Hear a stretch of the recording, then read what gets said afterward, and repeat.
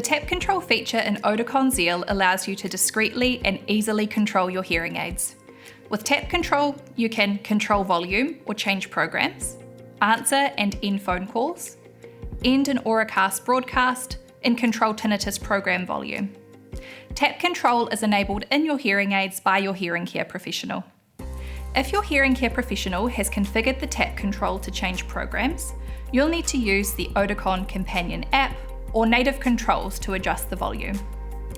Tap control works by detecting the pace and pressure of the double tap, so it's important to practice the correct motion. To activate tap control, use a quick and firm double tap on your ear close to the hearing aid or on the hearing aid.